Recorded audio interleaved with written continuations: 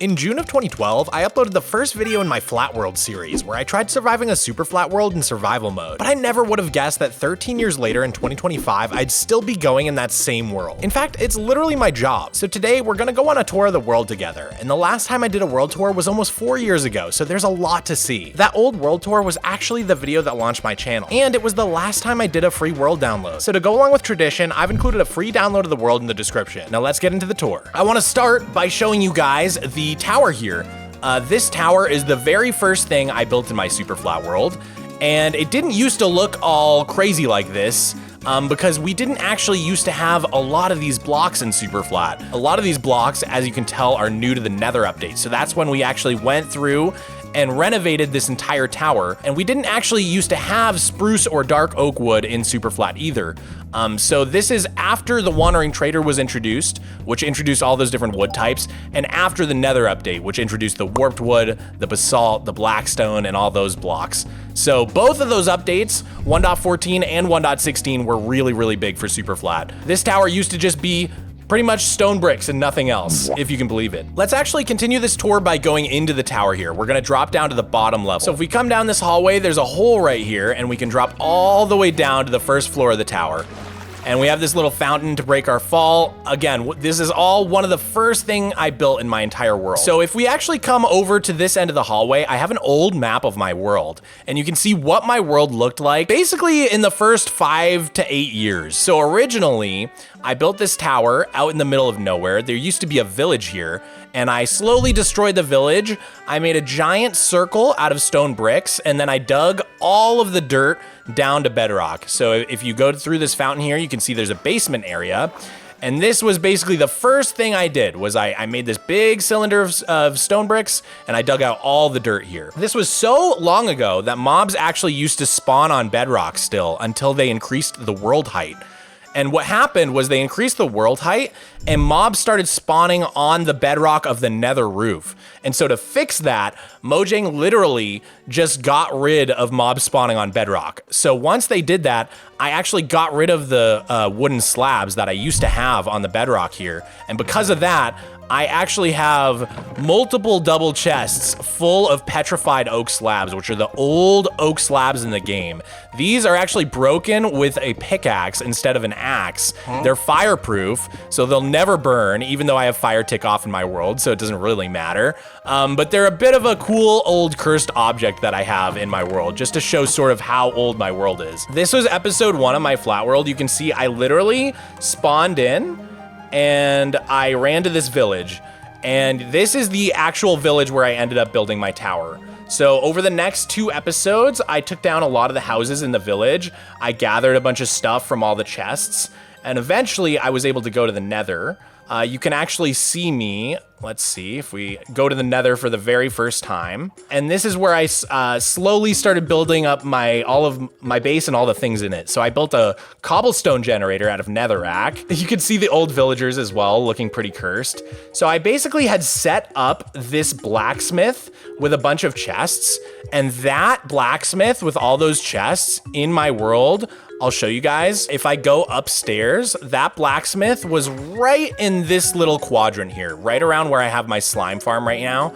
So I would say the blacksmith building was probably right about right here, almost this exact same spot. And that's where I had all my chests and stuff in the early days. So let's go back to the early videos real quick. I burned down the village in this episode, which is why it's called Fire, Fire, Fire. And I clear out all the houses.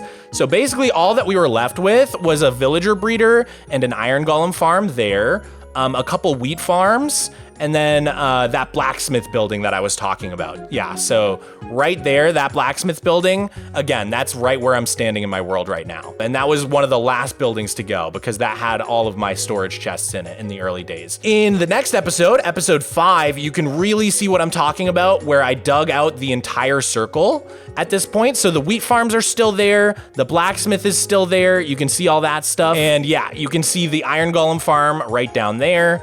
There's my little netherrack cobblestone generator. But yeah, this is basically what my base looked like in the early days. Here is a great little top-down view of my base. I believe in that image, I'm facing this direction. I'm facing south. So I'm stood way up at the top of the cylinder. If I go into free cam, I can sort of show you guys about where my vantage point would be. I'm standing probably like somewhere up here, which of course there's a bunch of rooms in the way now, looking down at the cylinder in this direction. And so if we go back one more time to the video, you can see that I had that blacksmith I was talking about right there, those wheat farms, which were like sort of the last things to go, my first ever nether portal, and then those little chests down there. And I think these little chests, there might even still be some left. These might be like some of the oldest chests in my world. If I'm remembering correctly, right over here.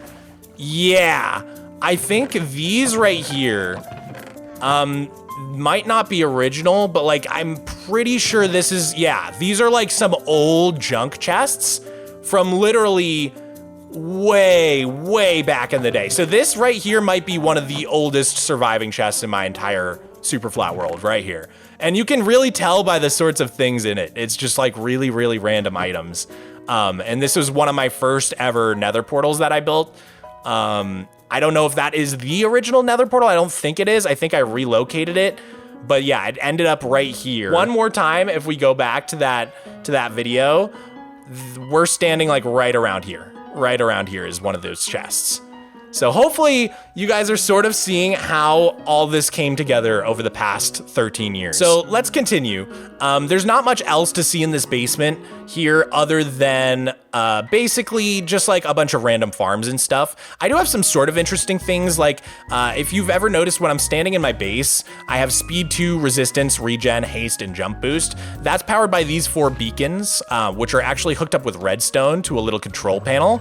This was one of the first like ambitious redstone projects I ever tried to do in my world. It's actually not that ambitious at all, but I can turn on and off the beacons with these levers. They're basically wired up to these ridiculously old school redstone lines that go around to each beacon, and then there's a piston that'll cover up each beacon. And this one actually even has a crafting table that sort of comes out and covers up the beacon beam. They're pretty old school. I should probably redo this, but yeah. We've covered the early days and building up the tower.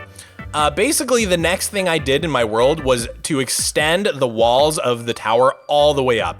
So as you can see, the stone bricks end up just going all the way up to the top of the tower up there. And that was like basically the very next thing I did in my world. So if we go back to the video series, I think we're gonna kind of use the video series as a guide while we're doing this tour, right? Just to see like if we're going in chronological order. So after episode 5, I basically started adding on the roof of the tower, the first like wooden floor. So you can see up there, I made a little spiral staircase to bring the grass up to the top. And then I waited for the grass to spread slowly up to the top. And we've got, I think here I get absolutely wrecked by a mob if I'm remembering. Yep. Pretty classic right there. Pretty classic old Minecraft stuff. But yeah, I started building the top level of the tower after that. Then I built, in episode 9, which is called Pillory Clinton, I pillar up on all of these sides of the tower and end up filling in this giant cylinder with the stone bricks.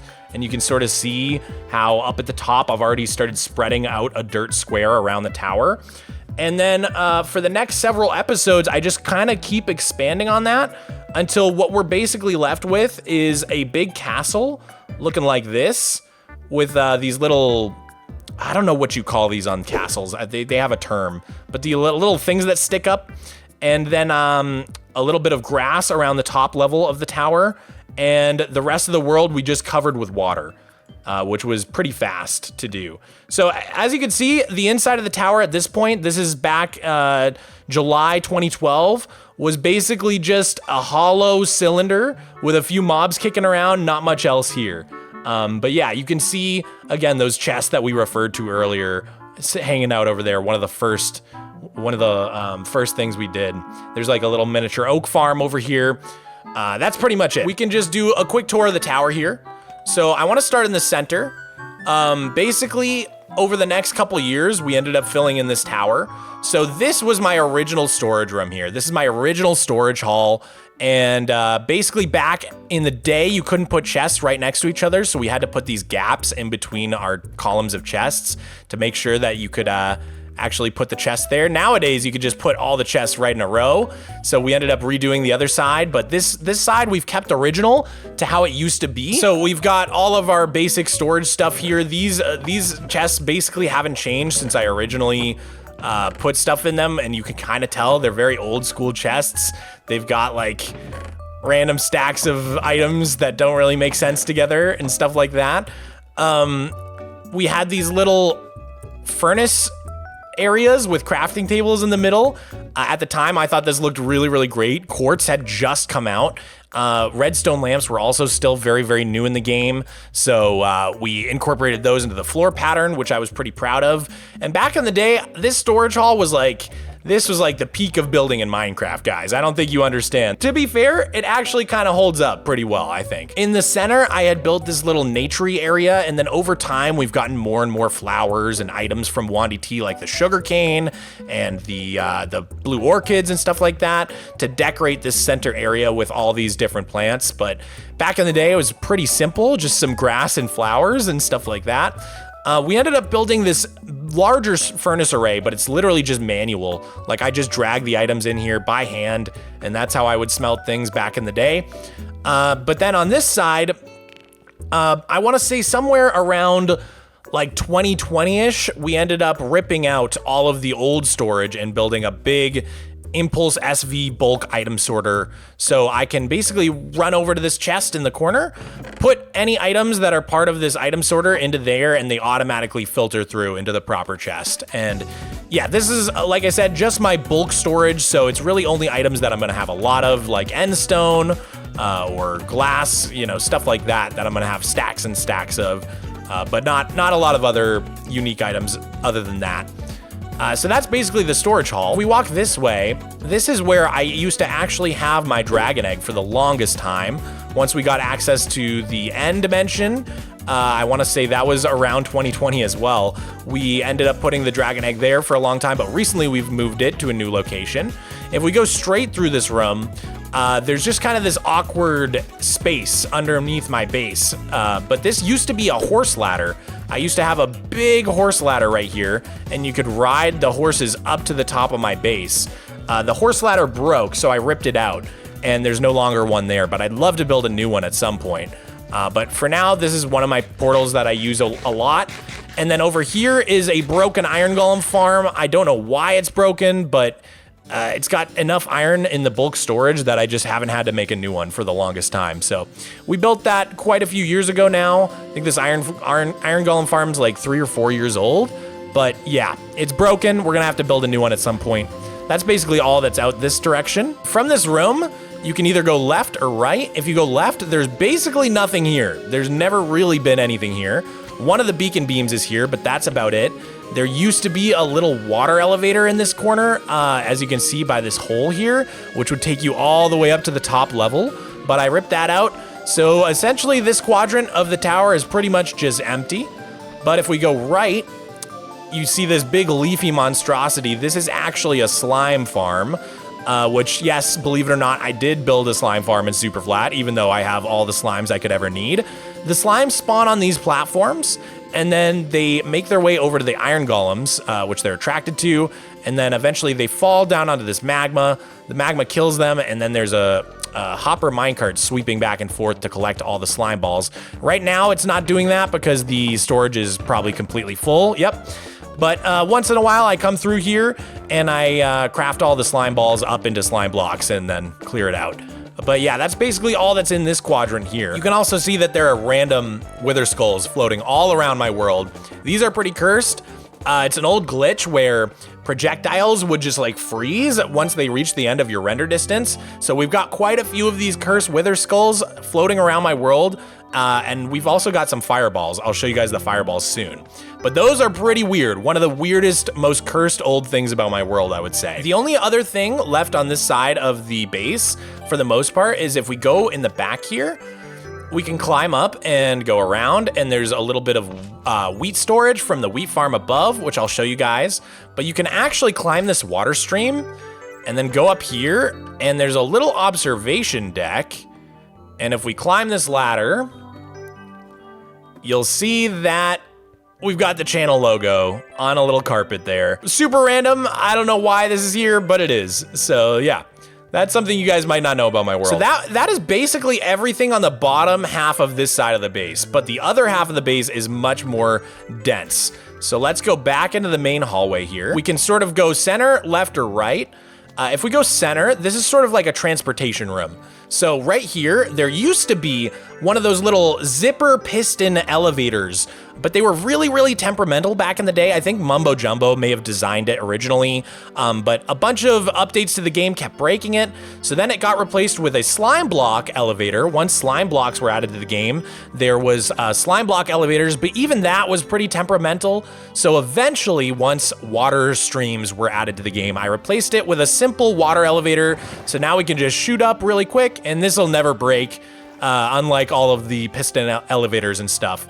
And if you walk across, there's actually a drop chute to go right down into that fountain on the other side. So you can easily get up or down in this hallway, and there's actually a few secret spots in the wall where if you're on other levels of my world, like down here, and you need to drop down real fast, you can just walk out here, and you know that you're gonna end up, in the water. Well, I didn't quite end up in the water there. I probably should have looked where I was going, but you can easily drop down into the water is the point. Keep going straight. We've got this control room, and this is where we were controlling those beacon beams. The original plan for these levers on the other side was to have them control various farms around my world, but I believe they're just hooked up to nothing right now. Yeah, they just go to nothing.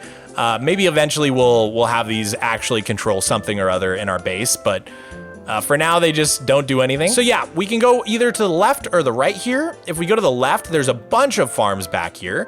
So we've got my sugarcane farm. I built this right when we got access to sugarcane from the Wandering Trader.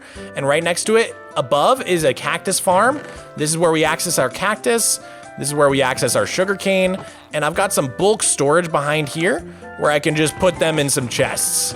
But other than that, this room is pretty unfinished. We should probably finish up this little closet here. And then through here is just a little access door to some of the redstone. There's nothing really back here, but this is sort of a nicely finished part of my world. There's actually a secret entrance in this painting, I believe, on this side, which gives you access to some of the redstone for a big cobble generator. So this right here is a super old school cobble generator, I believe by JL2579. And basically how it works is I can go over to here, and there's a little room on this side, right by my storage hallway, as you can see. We can open up this door. It's got an iron door, so no mobs can get in and bother me. And I can press that lever to begin generating stone from the farm. Let's see, like that. And that's, oops, I think it's the other way. Unless it's just broken. Okay, maybe the cobble farm is just broken. That's crazy. That's nutty. Okay, the cobble farm's broken right now. That's never happened before. But basically, this would drop pickaxes in a loop, and they get sucked up and basically keep dropping in a loop, so that anytime your pickaxe broke, you would just keep on mining. You'd fill up your inventory, and then anytime your pickaxe broke, you would get a brand new pickaxe and just keep mining. And so I would mine for hours and hours like this, and then all that stone gets shuffled down in a bunch of hoppers all the way over to here. And the stone ends up in this cobblestone chest. And then I have a lever right over here where I can suck out the cobble and turn it into stone automatically. So if I flick this lever, all that cobblestone ending up in those chests will automatically get sucked up and go up to my furnace array and get smelted into stone, and the stone will end up here. And then I have another lever where I can convert that stone into smooth stone. So all that stone in these chests will get sucked up by this hopper back into the furnace array and get turned into smooth stone. So it's a pretty cool setup. I can automatically make smooth stone by just sitting in that little closet and mining cobble, which is pretty neat. And I'll show you guys how the furnace array works in a second. But just to show you guys what it looks like above here, we can go up this staircase here. This just leads back to that main area again. We can go up this staircase on the right, and we have this little park area. So you can kind of see, like, there's the cactus farm, there's the top of the sugarcane farm sticking out, and then here in the back is the giant kelp farm, which powers all of the furnace arrays. So there's actually two furnace arrays. This kelp farm goes constantly, all the kelp gets shuffled down, and it goes into this array of smokers, which smelt the kelp super fast into dried kelp, and then all the dried kelp ends up in this chest. We craft it into dried kelp blocks, which goes back into here to fuel this array, and then the excess dried kelp blocks go up to the second furnace array here, and those power my main furnace array. So I can put any items I want into this little chest here, and it'll automatically feed into this furnace array, which is always powered by these kelp blocks, so I never run out of fuel. And you can see all the stuff I've been smelting ends up in these chests here.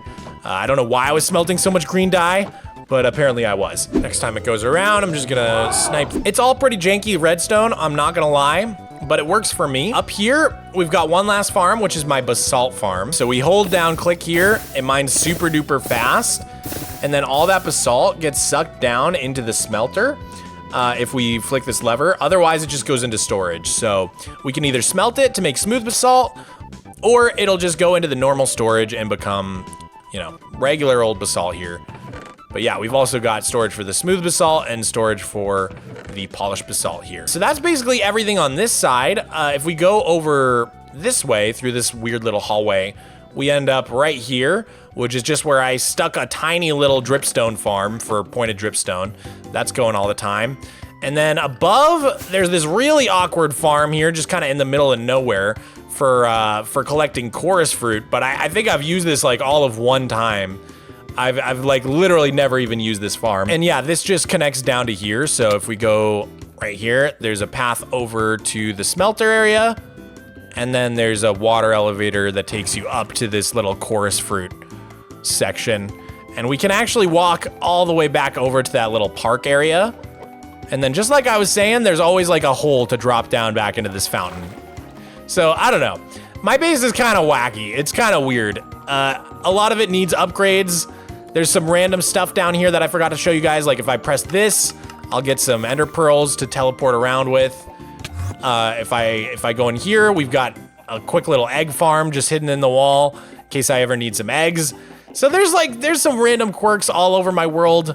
If we go back down to the basement, there's a few other things to show you. This is all my dirt storage from all the dirt I've mined. So these are all shulker boxes full of dirt, and those fill up every single chest about to here. So these are all filled with dirt.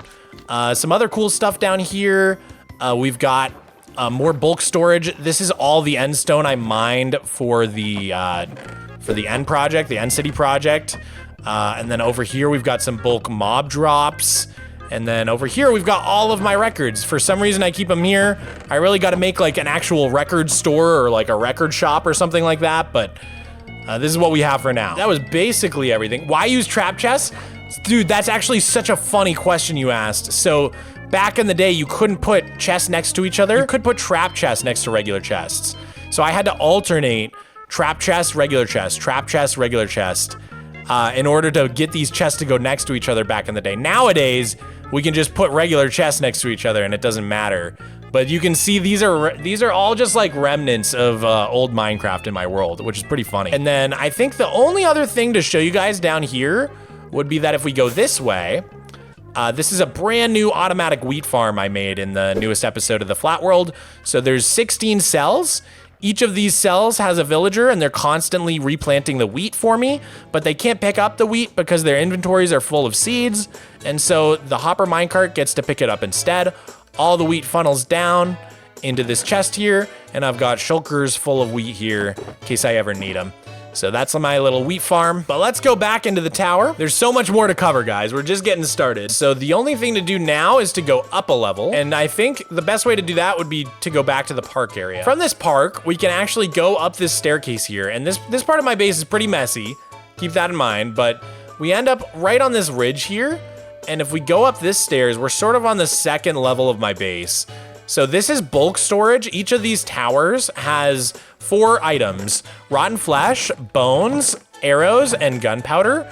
And that's the bulk storage for the mob farm in the tower, which I'll show you guys in a little bit. To the right on this level, we have this massive wheat farm, which if you press the buttons, all the water flushes down and this entire farm harvests, gives you many stacks of wheat.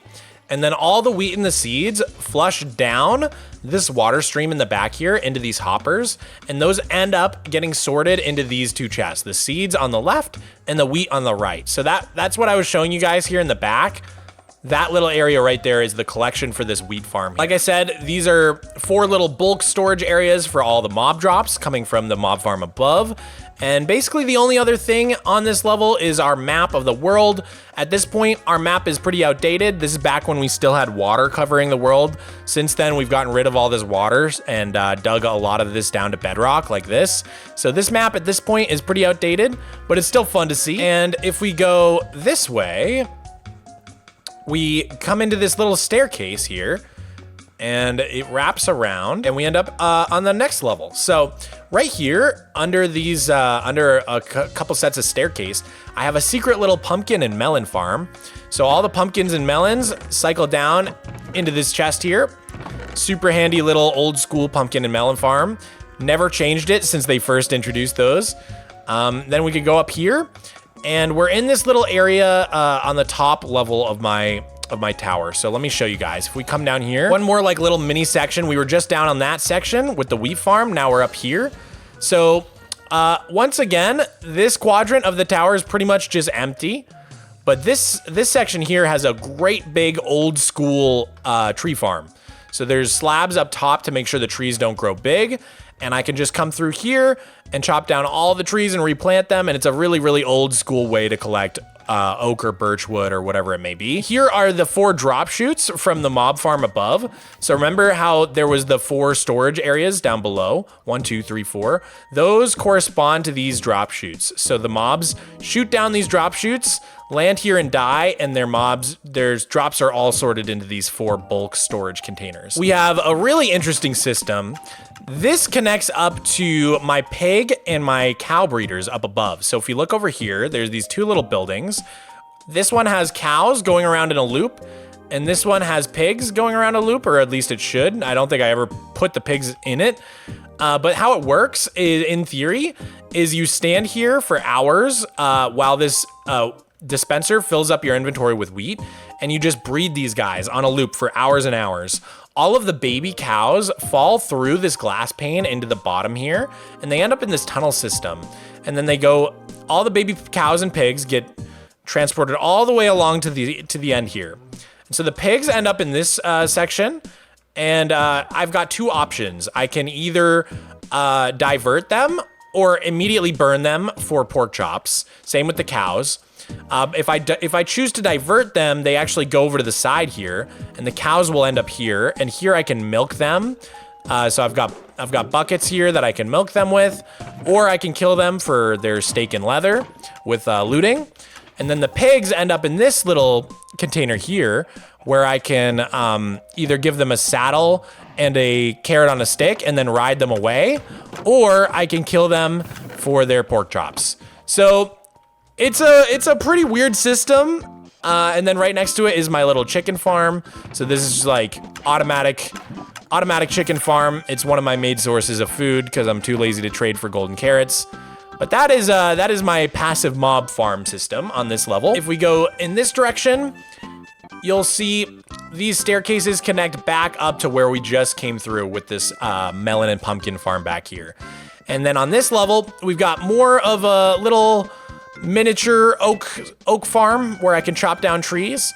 But then we've got potatoes.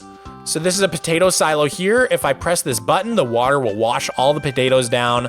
Hoppers sit below here, and they take all the potatoes back to this storage silo in the back here. And then this lights up as each of the chests fills up with potatoes. I've got the same thing on the other side for carrots. And then if we keep going through this door, I've got beetroot here. So same thing for beetroot. And then the little storage silos on this side instead. Just like that. There's the little storage silo for the beetroot. And then if we use this little elevator to go to the other side, like I said, we've got potatoes, but then past the potatoes, we've got our nether wart. This is our nether wart farm, and yeah, it works the exact same way. All the nether wart gets washed down and then fills up this silo here. But the only difference is on this side with the nether wart, we actually have this little AFK nether wart farm as well. So you sit in this cart going back and forth, planting the nether wart, and over time, you'll collect it all in your inventory. So I've got basically 2 different types of nether wart farms here up at this level. And then again, we've got this little slime block thing to push you up. Bloop, just like that. Right here is like the miscellaneous storage from the mob farms above. So let me show you guys the mob farm. I think that's a good little detour to take. So we keep talking about the mob farm. The mob farm is actually right above my base. So if we zoom out, you can see we've got this big tower here, but then at the very center of the tower, there's this little temple, and inside the temple, if we fly in here in free cam, is a hidden mob farm that I designed myself. So the mobs spawn in here. You can see it's really dark. Eventually, they make it down the hole.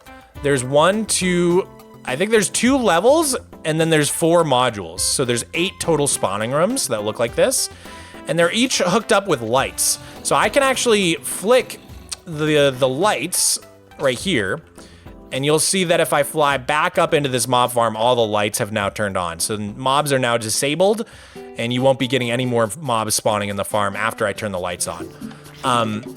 So those mobs basically all get filtered from those 4 different areas down through these water streams into this central drop chute.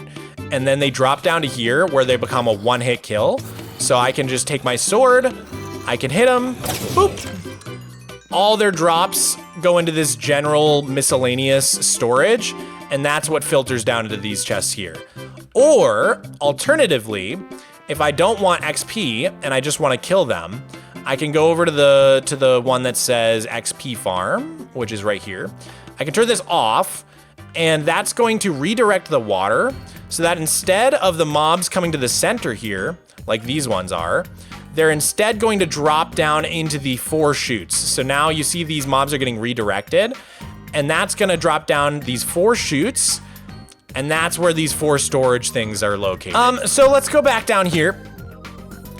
I've showed you guys all these farms on this side, and I've showed you guys all the farms on this side, but there's still a few secrets over here. There's little storage closets to be found. There's also on this side, I've got a big axolotl tank, so I keep all of my axolotls in here. I don't have the blue one yet, but I've got every other color of axolotl, which is pretty cool. And axolotls are actually now no longer obtainable in Superflat, so we can't let those guys die. And then I believe that's basically all there is to see on this level of the world. The only other thing I want to show you guys is this little room right here, Mog's room. Do not enter. No girls allowed. I decided years ago that I actually needed to have a room in my world, like with a bed, like a bedroom. And so I hid it in like a little tiny nook in the wall. So if we go up here, you'll see that we've got a little place to hang my jacket, little painting, a little garden over here. We've got a little sink and kitchen area. We've got a little bedroom, my TV. And I can't even remember what this was for.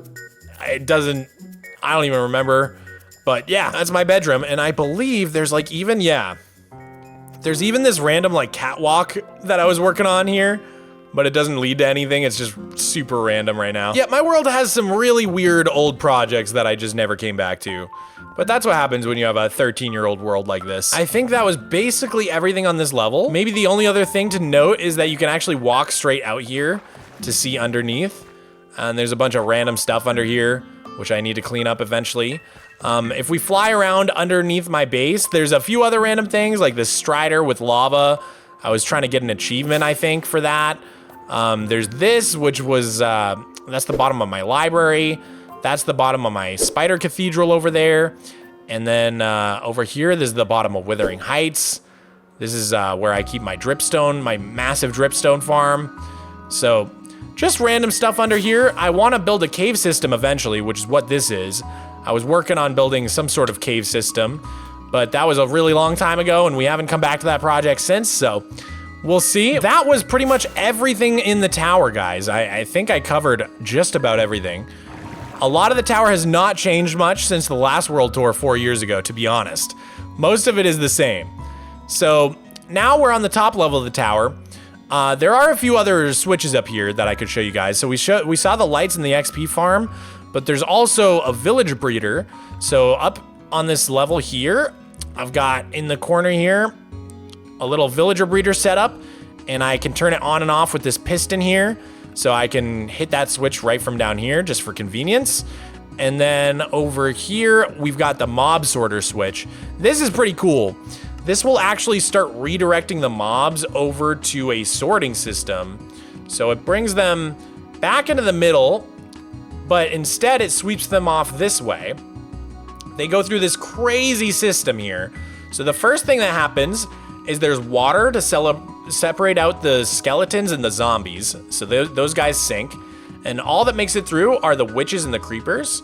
And then the creepers get scared by the cat and end up in this little column. Whereas the witches don't care and they get pushed off into this little column. And then the skeletons and the zombies make their way over to here. And they drop down. And the zombies walk towards these villagers and fall into this area here. Whereas the skeletons don't care about the villagers and they get pushed into this section here. So it's a fully functional mob sorter. It's not perfect, but it does work surprisingly well. We're gonna see the first couple creepers come in here, and in theory, they should end up in that column right there. Of course, he walked towards the cat. See, it's not perfect, but yeah, most of them should end up in that column. Yeah, of course he walked towards the cat. That doesn't even make sense. So yeah, that's basically how this mob sorter works. Are there more mobs coming through? Yeah, I think there are more mobs making their way through now. I don't think, oh, I have to turn the XP farm on, I believe, for this to work properly. XP farm needs to be on. There we go, there we go. So now the mobs should redirect, in theory. Yep, there we go. Now all the mobs will make it their way to the center here. So let's just observe for a moment. So here comes a creeper and a skeleton. The skeleton is gonna sink. The creeper keeps going over the top. See? And then the creeper gets scared of the cat, walks off into that. The skeleton goes up this. He's gonna end up in this little column because he doesn't care about the villagers. So once he ends up here, he's just gonna stand there until he gets pushed. So this guy gets pushed over to there, whereas the zombie should hopefully, yep, walk towards the villager, and he falls into here. So it actually works pretty dang well. It's actually pretty dang consistent. You can see that we've only got gunpowder on this side, so all the creepers are making their way into that. And then yeah, the witch just goes into here. Pretty cool. Like, it's not hooked up to anything because I've never used it for anything, but like if I wanted to make a farm for records where like the skeletons shoot the creepers to make records, I could hook up these little tubes to a record farm and make a setup for that. But yeah, like I said, it's not perfect. We do get one or two like zombies in the wrong slot, but for the most part, it works out. And then on the end here, I think I just had a system to convert the zombies into drowned back in the day. We are on the top level of my world now, and there are a few different directions to go, and I've actually got little markers using these item frames. So there's string to represent the string farm, which is our spider cathedral. There's water to represent Salacia, which is our big underwater base. And then there's gunpowder to represent our mob farm over there. And there used to be a gold. I don't know where the fourth one, maybe it got blown off by a creeper, but usually there's like a little gold here to represent Withering Heights, which is our sort of mines. But there's also 4 little rooms on each side of this. So this one used to be my Nether room back in the day. I had like a whole Nether portal here. I ripped all that out and I've never done anything with it since. So this room's been empty for years now. Here is my old library where I used to keep all my enchantments, and I still keep a bunch of enchantments in here, but I do have a new library in my world. I used to, back in the day, do a little story in my world where every episode of the Flat World we would add to the story. So you can see all the different episodes here. I could pop one open, and these were different comments that different viewers would leave. So this one was from the Candy Crafters. This one was from Trevor Siwajek. And yeah, viewers used to be able to contribute to the story. That was a pretty fun thing we used to do. And then we also had this little art gallery with viewers' names. So viewers would help us name these paintings. So this was Fufu Cuddly Poops. This was Yergzim, and this was Jared Charles. So shout out those viewers. Over here, this is probably my most used room in the tower, in the top of the tower here. This is where I have my villager trading hall. So that villager breeder I had upstairs all those villagers come into here, as you can see. And then I can use this little room here to give them a job. So I've got a bunch of different work tables here. And then based on what I do, I can either send them into this villager hall system here or send them elsewhere with a flick of a lever. And then we've just got some storage here. I never actually built a proper potion room, so I just have some potion ingredients over here. And that's pretty much it for this room. The villagers' carts go over the top here and then get recycled back into the system. And then out the back, I've got this little rail here where I can send the villagers all over my world on different rails. So that's how I got the villagers over to here, for example. So it's pretty helpful little room that I use quite a lot. And then can always just come out through this way. So that's that room. I also, in this room, I have a lot of valuable materials. Like before I updated to 1.20, I made sure to get a netherite helmet, chest plate, pants, boots, hoe, pickaxe, sword, axe, and even shovels. I got a full shulker of each one so that I'll never run out, hopefully. And then we've got some extra elytras back here and stuff. So a lot of my valuable stuff is in this room. There's actually 2 empty rooms. So this one is empty. This is where I used to have some elevators coming up here. As you can see, that's where the elevator used to come up from the bottom of my world all the way up to here. But now it's just empty. But this room does have a cool little slime block launcher that launches you up to this redstone layer of my world.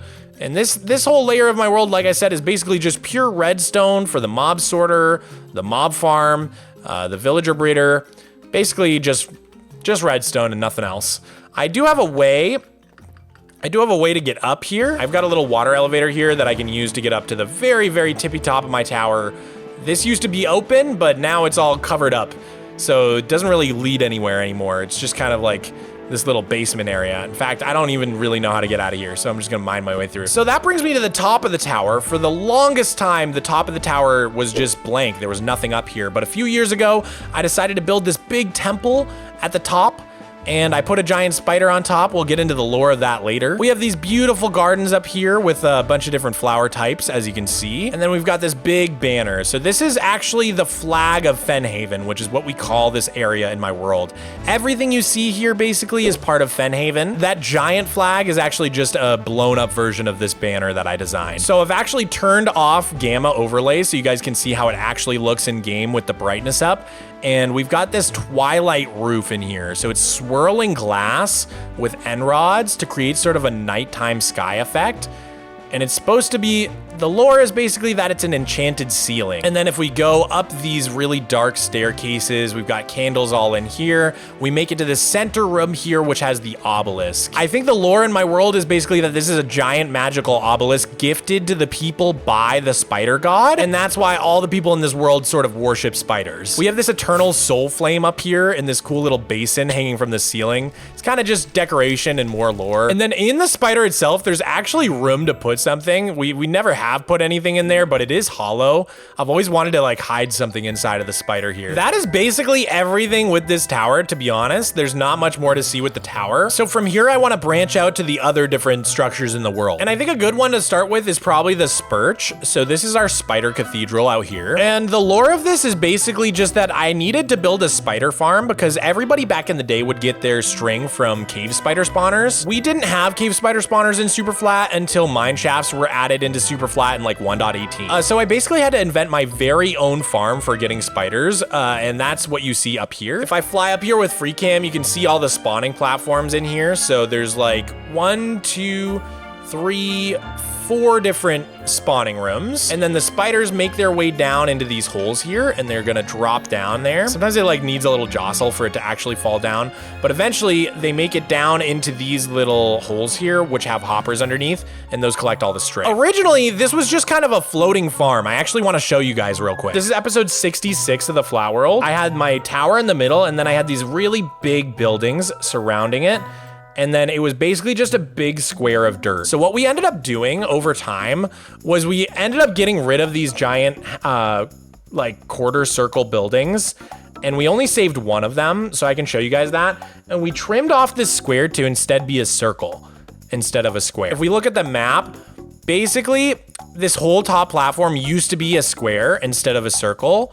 And then see this right here? This is the only remaining remnant of the buildings that used to surround all four sides. So there used to be these walls like this with these little bridges, and then there were these semicircle buildings that went all around.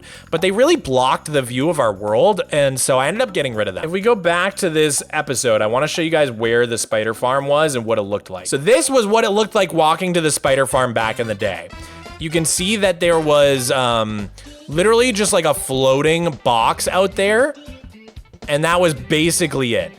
So that right there, that floating box shape, if we go back into the game, you're gonna see where that is. That floating box shape is this box here, which I ended up disguising to sort of look like a spider here, but you can sort of see it's the same shape. You can even see the oak and the stone bricks still, which I probably should cover up. But yeah, so that was literally just a floating farm, and you could see like I was looking at it from like around here. And we basically decided to build this entire cathedral to cover up that floating farm. And the reason we chose a cathedral was literally just because I had never built one and I wanted to try building a church. And I thought it would be really, really fun to do a spider themed church. So we came up with this cross shape here. This is like the spider's church symbol. So it's kind of like four crosses together, kind of like to look like a spider a little bit. So you'll see that symbol all over the church. It's like their version of a religious symbol. You know, you got the Star of David, Christians have the cross. This is the spider church symbol, okay? So that's right on the center there, and then you can see the entrance is meant to look like a spider's eyes and fangs coming down there. So the whole church is sort of spider themed, and then in the very back, past the spider farm there, in the very back, we've got the pipe organ, which is a super, super cool feature. I've got this lectern here where I can stand and give my spider sermons, so to speak. And one of my favorite features of this pipe organ is that it actually plays, let me show you guys.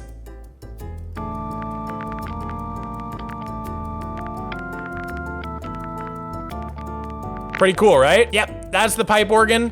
And then if we go to the back, past the choir seats, this is where the choir would sit. There's the spiders dropping down. We actually can get to the storage room. So we can drop down here, and there's a basement in this little spurch, and this is where all the string gets filtered down. We got all our string here. I believe all the bones and arrows, believe it or not, guys, are all from spider jockeys. That's how many spider jockeys we've gotten in this thing over time. Isn't that kind of crazy? And there's actually a little spider painting here. This is actually a secret way out.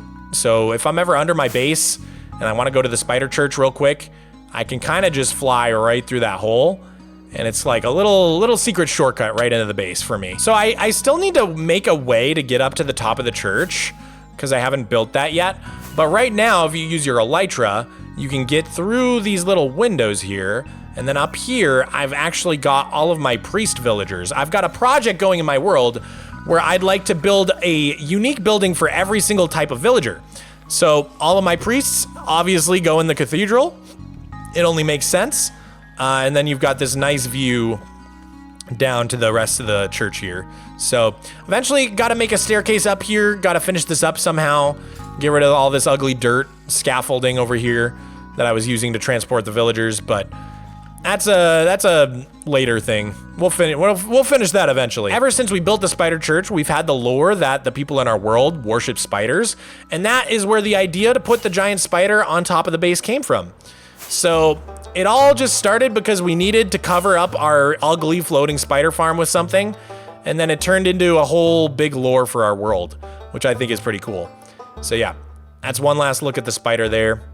Looking pretty cool with the church in the background. Recently, we actually built this little staircase here because I've been trying to connect up all the different parts of my world together. This is based on a little staircase I saw in San Antonio. You can go down this little spiral staircase and get to the next layer of my world here.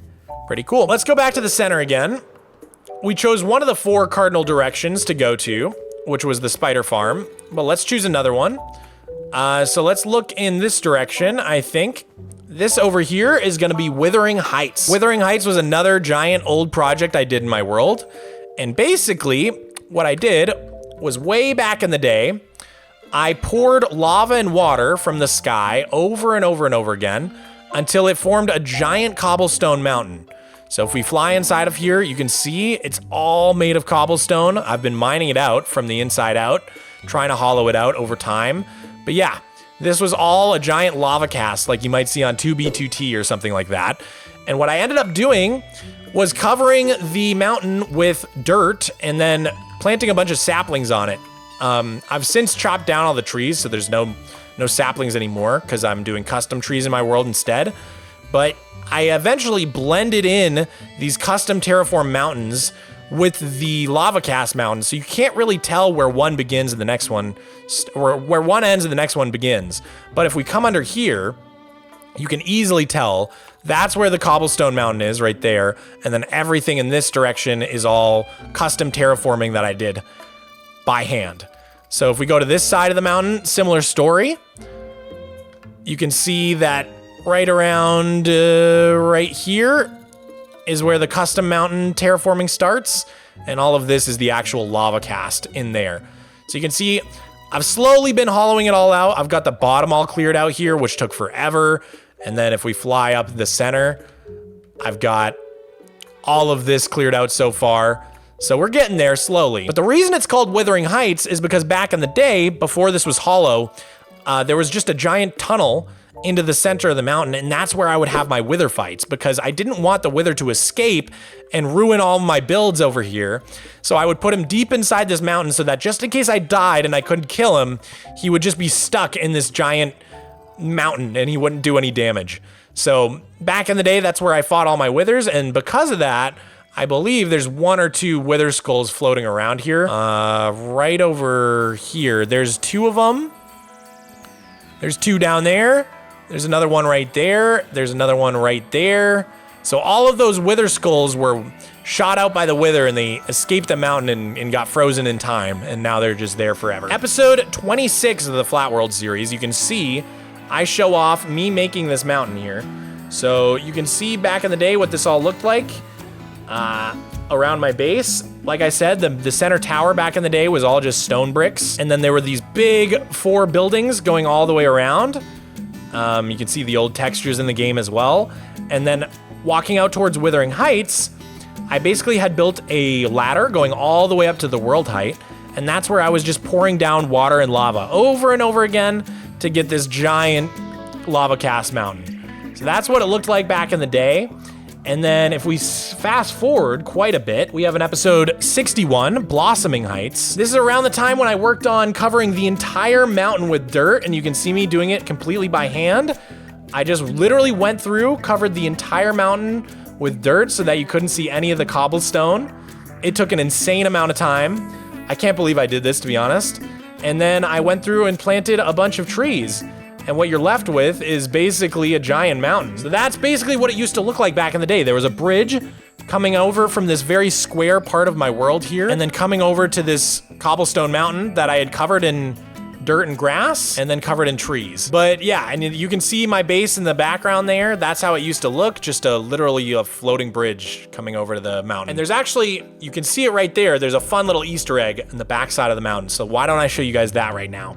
So the Easter egg, this is, again, one of the oldest builds in my world. It's called Noah's Ark. If we go to the other side of the mountain, there's, bam, a little replica of Noah's Ark. And the reason I built Noah's Ark, I'm not a particularly religious guy or anything, but when they first introduced horses into the game, I believe it was like 1.6 or something, I could not get horses because I had so many passive mobs in my spawn chunks that no new passive mobs were spawning. So what I had to do was kill all of the passive mobs in my spawn chunks until there were only 2 of each. And then I had to take them far enough away from my spawn to where horses would spawn. So what I did was I mined a tunnel all the way through Withering Heights, because back then I didn't have Elytra or anything like that. And I brought 2 of each mob all the way through the tunnel, all the way over to this ark. And then I hid them inside. Oh no, the chicken escaped immediately. Oh no. But yeah, that was what I did to get all of the mobs over here. Oh my God. And so I don't think I have 2 of each anymore. Well, I did have 2 of the chickens until now. But yeah, that was originally how I got horses in my world, was by bringing all the mobs over to here. until I got horses to spawn. Eventually, we're probably gonna cover right over the top of this with some terraforming, but we're never gonna touch this. That'll be an original feature of our world. All right, guys. So, going back to the middle of the base again, we gotta pick another direction to go. So we saw the Spurch over there. We saw Withering Heights. So now, I wanna take you guys in this direction. This is my mob hotel. So out here is one of the coolest features of my entire world, the Wall of Fire. If we get close enough, it should spawn in. There it is. Remember how I have those wither skulls floating around my world? I also have a giant wall of fireballs frozen in time. And here they all are. I'm gonna tell you guys why I have these fireballs right now. So, it all goes back to an old celebration I did when I hit 1,000 subscribers on my channel way back in the day. So we hit 1,000 subscribers in the world and I wanted to celebrate, and there were fireworks in the game at the time, but I couldn't make fireworks because I didn't have access to sugarcane. I couldn't make any paper at the time until Wanda ET was introduced. So instead, what I thought I'd do instead of fireworks, I could craft fireballs. So I set up a bunch of dispensers with fireballs, and I had detector rails right there, and I put a chest down, and it went back and forth activating all of the dispensers so that all these fireballs would shoot out at this wool 1,000 that I wrote, and then the wool would burn and it would reveal behind it said thanks.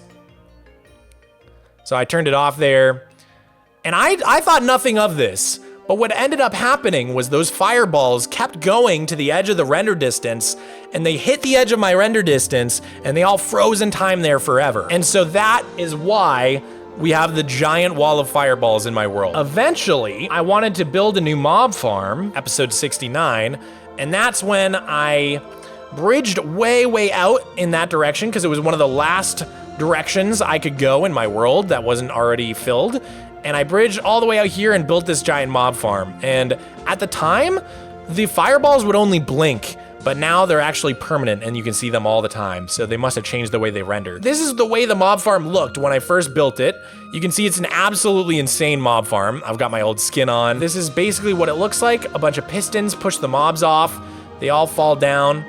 And so that is the same exact mob farm I have today. It still works to this day. Only I've covered it up with a giant hotel now. There's 3 sections of the farm here.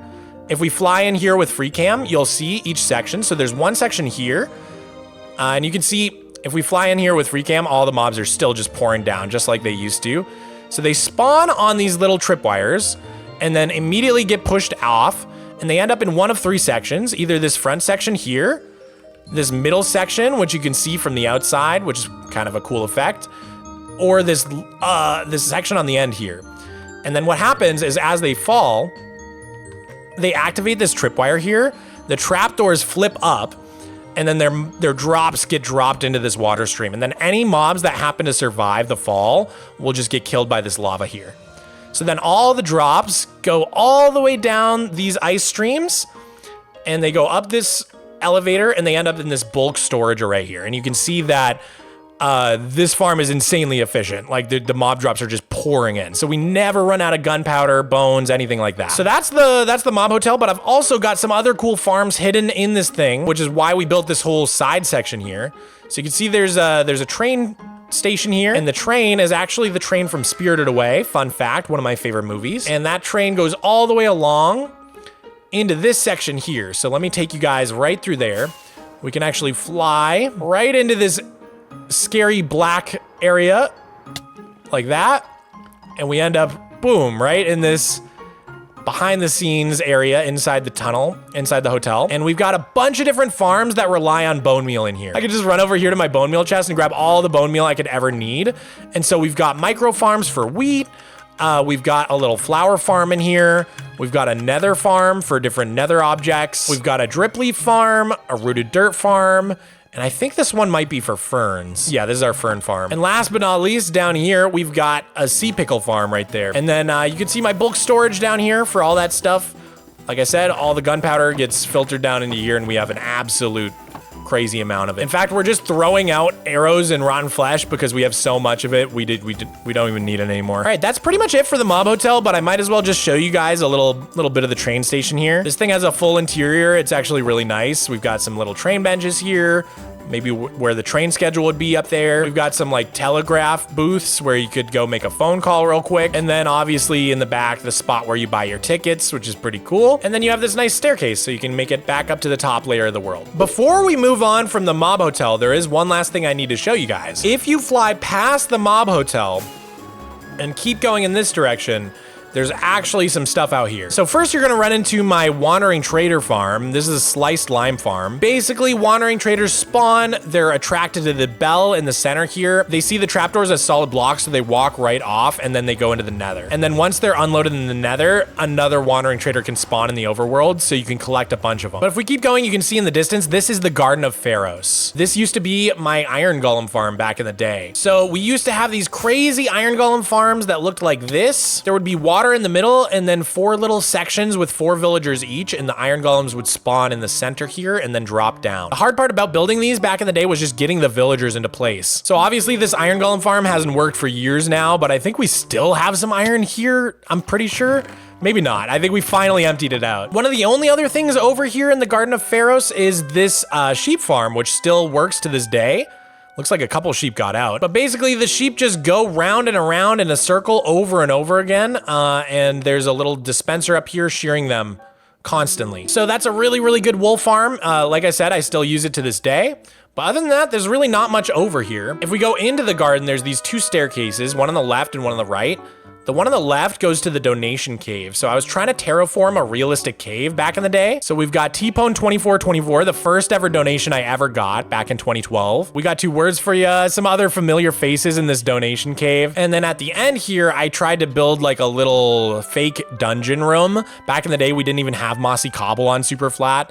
And this is where I put my patrons at the time. And the whole goal with this area was basically to try to make it look like it was actually vanilla Minecraft instead of super flat. And then if we go down this other staircase here, I have my first 150 subscribers in the world. So literally the first 150 people who sub to me, every single one of their names is written down here, which is pretty crazy. If we go back into this donation cave and go around the corner to the right here, I built like this fake abandoned mine shaft. So this was eventually going to be like a fully fleshed out fake abandoned mine shaft, but it also was gonna function to move supplies back and forth. So you can see I've got like a minecart with a chest, and the whole point of that, all of my villagers were at the end of this mine shaft, so I would use the minecart with the chest to bring wool back here and then trade for emeralds. So that mine shaft leads into this giant iron golem statue that I built. This iron golem basically has all of my OG villagers. It's got holes in it from this one episode where I made a giant creeper and blew it up. But if we come in here, there's literally like cursed old villagers everywhere with impossible trades. Yeah,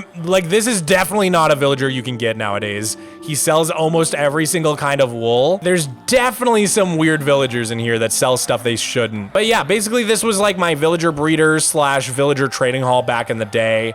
It was never very advanced though, so I don't have that many cursed villagers in here, unfortunately. Yeah, I think these old clerics are impossible to get now too. I could be wrong. Pretty sure these guys like don't have a level or anything. Behind the iron golem statue, you can really just see like some of the destruction of like a typical village that I would hang out near. Like, this village is just completely obliterated. It's pretty funny to see. The only other thing to see at the Garden of Pharos is this little slime cube over here. For a while, this is where I was putting like donos and Patreons and stuff like that. Pretty sure the only way in is the bottom.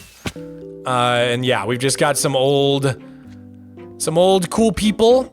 Oh, I didn't realize there was a netherite block in here. I should probably steal that back. But these are just like some of the early supporters back from like the 2020 era. I think that is everything to see at the Garden of Pharos. So let's fly back to the main part of the world. There's a couple things I want to show you on the way back though. When I was digging out all of this dirt, as you can see, we've dug a massive amount of dirt in the world. We did find this original village well buried in the dirt, which was pretty cool. This is like an actual authentic original village well from one of the villages. But way cooler than that is this right over here. This is the famous log swamp or mog log, whichever you want to call it. This right here is an actual natural occurrence in my world. I did not place that there. I didn't break the bedrock or anything. There was an old bug in the game that made it so that sometimes branches would accidentally generate at 0, 0, 0. So if we look, this is 0, 0, 0 right there.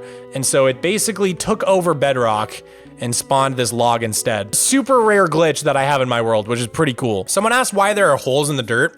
These are all slime chunks. These are all 16 by 16 chunks.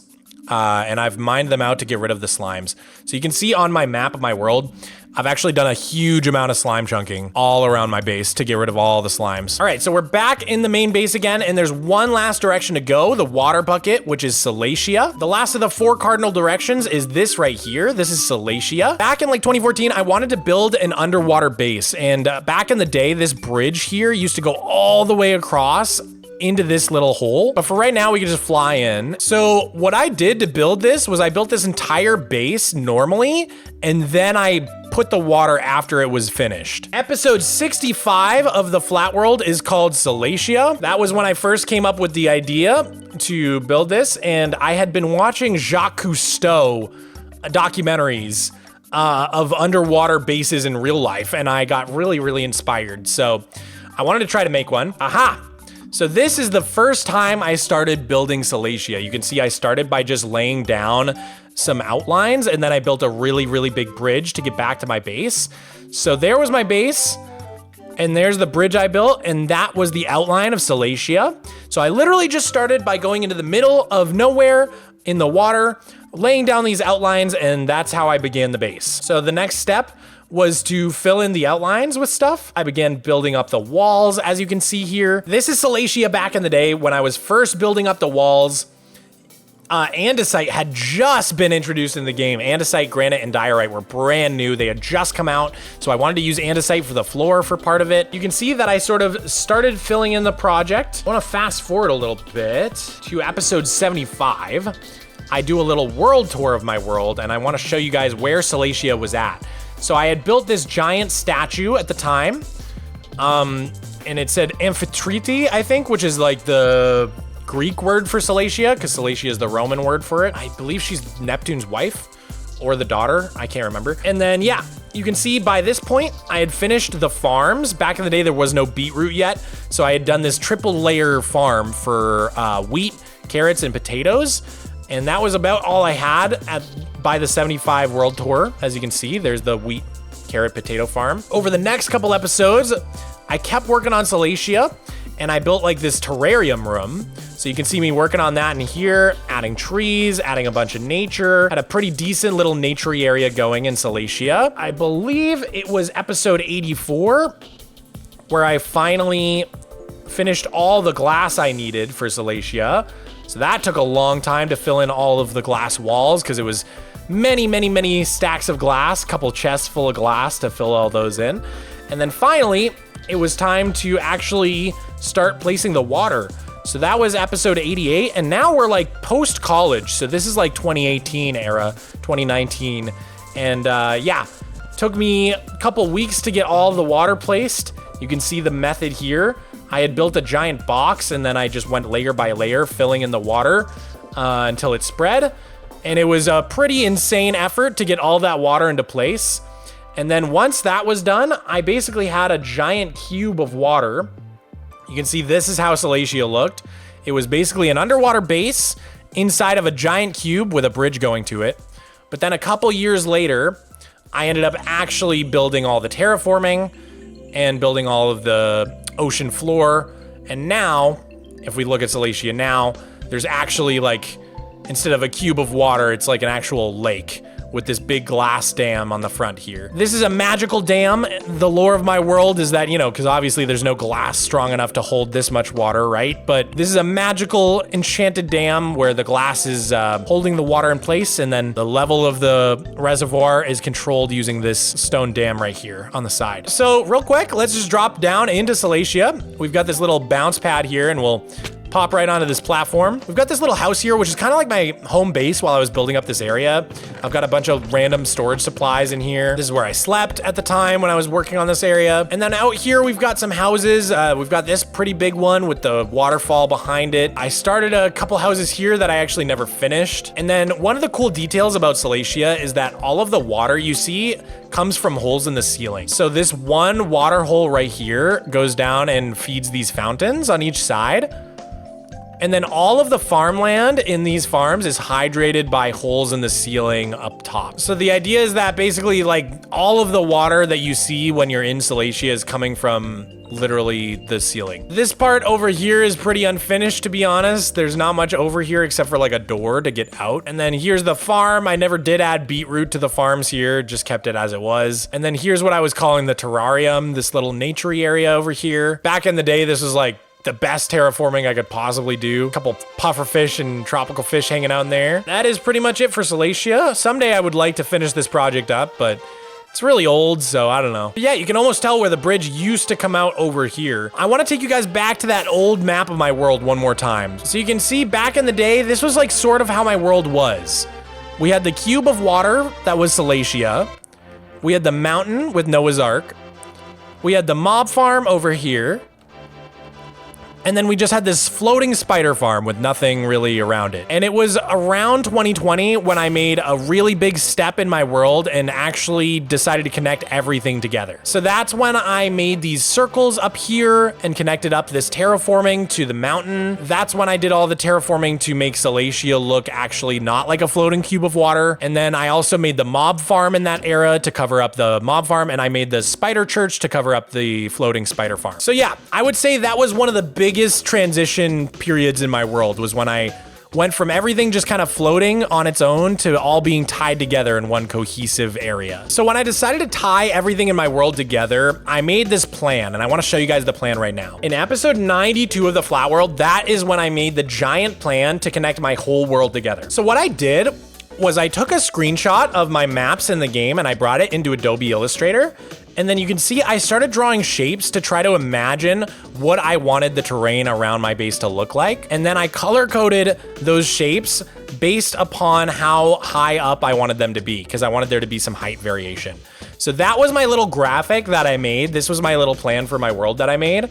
So you can see that the darkest part is the lowest part, and then the lightest part is the tallest part. Like I said, I took that map that I had, I drew a bunch of shapes around it until I was happy with the shape there. And then what I did was I used a bunch of math to say, okay, if the circle, because like I knew the size of this circle here, so then I used math to figure out what size of each of these circles would be. So once I had all of the circle radiuses done, I was able to go into the game and actually start laying down the dirt circles. So right here, you can see the map of when I started laying down the dirt outlines of where each circle would go. And that took a little while, but by the end of this episode, I had all of the lines drawn out, and then I spent a bunch of time to fill them together with dirt. So you can sort of see where I was at right there with all of the little circles coming in. And that's where I ended that episode. So that was basically how I made that plan to connect up my whole world together. So if we go back into the game and take a look at my updated map, so far we've finished off this whole harbor area, and then we've finished off this circle here, but we've still got to do this circle here. I want to build some farms. We've still got to do this little ridge here. We've still got to finish all the gardens around the Spurch.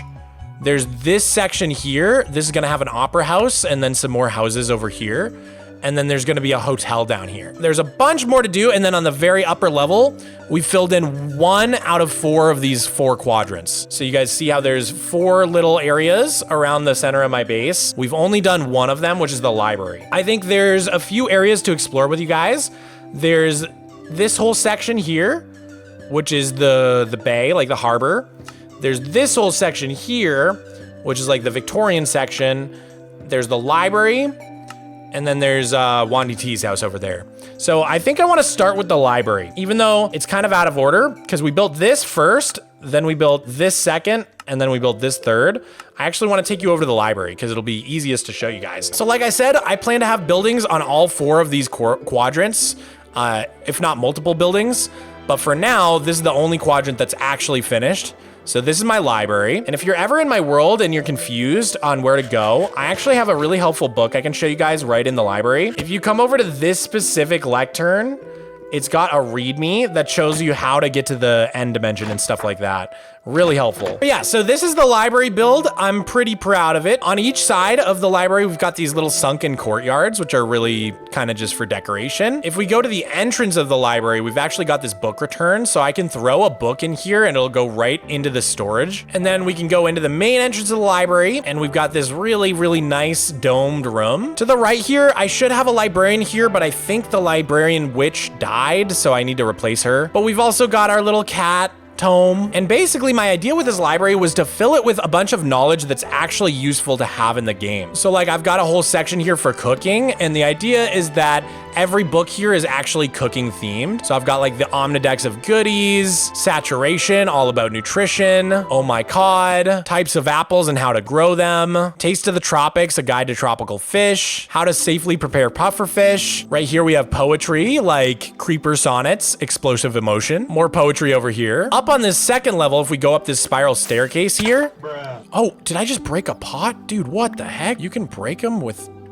What? So if you go up the spiral staircase here, we've got a bunch of useful stuff like the crafting section. And we really got to fill this in because most of these bookshelves are just empty right now. And then on the bottom here, we've got this enchanting station. And we got two wings. We got the non-fiction wing and the fiction wing. So this is all like stories here, all just fiction stuff, filling up this entire section. And then if we go up to the second level here, there's actually a restricted section up this ladder.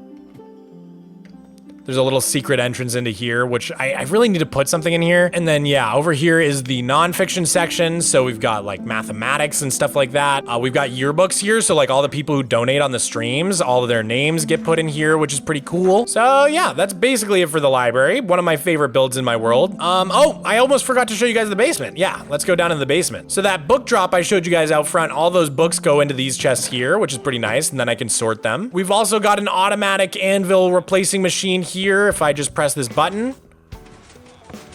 Oh, I guess it's all out, but you get the point. And then down here, we've got every single enchantment, except for the new ones that were added in 1.21. I gotta add those still, but every other enchantment is down here, and we've got a full shulker box of each one. That was the library. Now I want to take you guys over to the harbor here. So if we come down from the Spurch over here, we can sort of see the first buildings over in this area. I was experimenting with trying to make some corn, so that's what that is. I was trying to make a cornfield. But these buildings right here are my wool farms. I actually made this design myself. Each of these towers has 4 sheep in it, and they're just constantly regrowing their wool and then getting sheared, and so all the wool ends up in these chests here. If we keep going under this bridge to Withering Heights, we've got the Black Cat Blacksmith. So remember how I said I want a building for every single villager? This is where I keep my armor and weaponsmith. And this whole building is themed around this Black Cat Hades here. Got a little litter box in there. But if we go into the basement, we actually have the villagers themselves. This is where I get all my tools and stuff like that. And you know, out back, we got some cool little details like this sword and this little forge here. And then across the street from the blacksmith, we've got like a little meat stand with some little fish and meat for sale. We got this little stand that sells tools. We've got a little candle stand with candles for sale. And then in here, this is Macy's. This is the home for all of my mason villagers. We've got one of every single terracotta trade, as well as all the glazed terracotta trades upstairs. So you can always get those. We've got full interior on these shops as well, and then we've got zombies in the back in case we ever need to cure one of these villagers. And you can actually go into the attic up here and exit via the roof if you want to just fly away. So then we've got this building here, which is my bee farm. The bees all come out into this little glass area, and they get automatically sheared or bottled into honey or honeycomb. And right behind the bee farm is my mushroom block farm. So we can go up the stairs into this giant mushroom, and this is where I get my mushroom stems. It's a super complex farm by Alex Bombird, I think. And I actually haven't used this thing in forever. I hope it still works because mushroom stems are really annoying to get. But yeah, there's not much in here other than some access into Withering Heights. And then we can go up this staircase, and I think there's like a little cafe out here. Yeah, if we come out this door, there's just like a little cafe deck area right under the bridge. Got some picnic tables here, little trash can. And then if we come back down into the little town square here, we've got this really funky fishing shack. This is where I keep my fisherman villagers. So we've got a bunch of nautical flags up here. We got a bunch of cod in here. This is supposed to be like a fish skeleton. Got like a big swordfish hanging here. And then yeah, if we actually go up here, this is where I keep my fisherman villagers. This is Chowder Joe. The last building in this little square is the moss factory. So we've got this little shed off to the side, and there's always like this little minecart running along here just for decoration. This little side door is where I actually turn on the moss farm if I want to run it. And what's really cool is you can actually see the moss going up this water chute and like watch the farm running from the outside. If we go up the stairs, there's an office for the guy who runs the moss factory. Just a quick, cute little interior. But down below, there's a bulkhead to access the basement, and that is where we actually have the storage. So all the moss and all the different byproducts get shuffled into these chests here. And then we can go up this water stream and out the trunk of this tree. I really like that the trapdoor closes itself with the pressure plate, and it looks like the roots of the tree. I don't know. This is the little things. Behind the bee farm is where you actually access the storage. So there's this really nice little backyard here, and then there's another little bulkhead to lead down to where I keep the honey and the honeycomb. So from here, the harbor kind of wraps around into this area here, but then it also goes into this area here. So we're gonna go here first. This is basically like a fishing village. All of these have interiors. So this right here is sort of like a mechanical building. It's got like a little crane sticking out the top, and I'm assuming they just kind of use this building to get stuff off the boats in the harbor. We've got some little stands here, like this one's selling some fruit.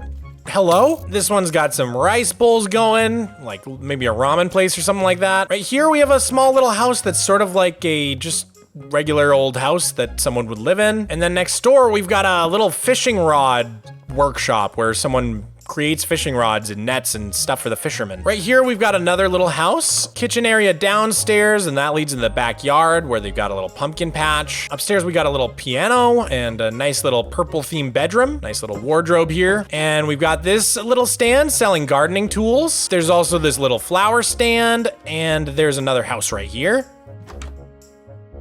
This one also has a little backyard with a campfire. And then if you go upstairs, there's a really nice kitchen in this one, but they kind of just have their bed shoved in a corner. So I don't know. Next door to that house is the little greenhouse area. I like to imagine someone actually lives here and runs this little flower stand out front. So they've got a tiny little house and kitchen here.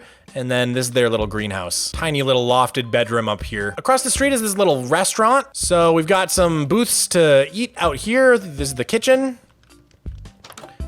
Out in the back, they take direct shipments of fish from the dock. And then if we go upstairs, this is like where the person would actually live, the family who runs the restaurant.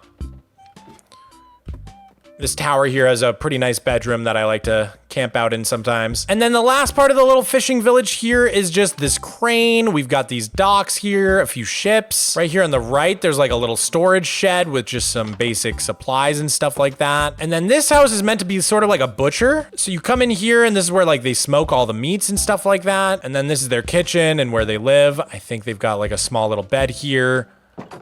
They run like a little outdoor bar. You can pick up a beer here. There's a little rack of glasses. And then upstairs, we have another additional bedroom here. There's two more little houses hiding out back. This one is like literally just a mud hut, super duper simple, straw bed and everything. And then behind that, this is actually a pretty nice little house. Got a little kitchen here. And a cozy little bedroom. There is a way to get up with those ladders to the top level, but right now there's nothing on this little shelf here. I really need to figure out what to do with this space. But that is basically it for this end of the fishing village, which means we can come back this way. There's sort of the lower and the upper part of the docks, and it's mostly just got some different storage and knickknacks along the sides. Some various stands selling fruit and vegetables and different products. But I don't want to miss these two buildings here. So this one is the flower store. This greenhouse is owned by the owner of this flower shop here. They've got like a little outdoor place where they can do business. But then you can also go inside and buy your gardening supplies or seeds, saplings, tools, flowers. In the back, they've got a little private garden with a bird feeder and everything. And then if we go upstairs, I really like their bedroom actually. Very witchy vibes in here. You know, this is definitely someone who reads tarot cards. And then next to the flower shop is the Naval Academy. We got a top secret message here spelled with nautical flags. If you know, you know. Little bird bath here on the way in. So we've got this little like foyer area. There's a janitor's closet in here. And then over here we have like the mess hall. If we go up the stairs, we'll actually have all the dorms where all of the Navy men sleep. And if we keep going up, there's actually even a fire escape here so you can get out of the building in case there's any trouble. At the very top of this tower, past all of the dorms, is like a little bell room. Probably a good place to study up here. And then if we go back down and to the left, there is a classroom through here. So this is where they would actually get taught, but it also sort of doubles up as storage. You can see there's rowboats in the ceiling and different buoys up there and stuff like that. And then there's even more of a storage closet out here with a bunch of extra boats and supplies and stuff like that. All right, so now we're getting into the more built up part of the harbor here. This right here is the bank. So we can go to the bank and right away we're gonna see the bank tellers on the left and the right here where you can like check in on your accounts and stuff like that. If we continue on straight and down the stairs, you're gonna see the big vault to the right. But I've never actually built the actual vault. It's just fake for now. There's also a door here that leads to nothing. Might put something here eventually. But if we go up the spiral staircase, there's like the second level of the lobby here with nothing much there other than this balcony. But up another spiral staircase and we reach the office, sort of the archives for the bank, you know, all the behind the scenes stuff up here. This is Webster.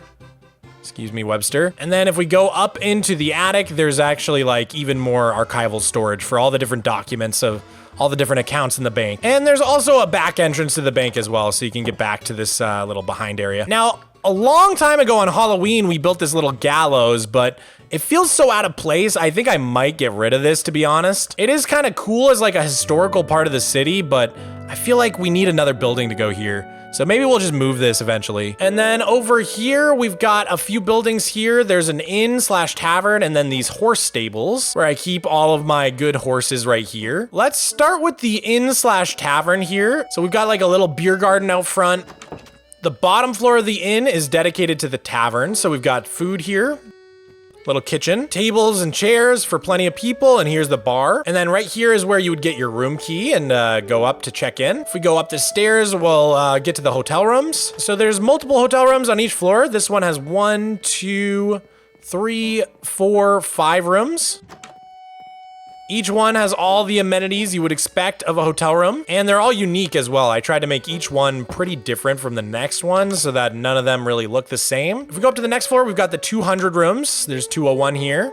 202, we got some bunk beds. We've got a little food storage closet here with some extra food reserves. Right here is a little staircase up to the attic, which is just some storage. And then last but not least, we have the diamond suite, which is the nicest room in the tavern. Big bed here with storage and a writing desk. And yeah, this is definitely the room you want to be in. Although maybe it could use a window here. I should probably put a window here, right?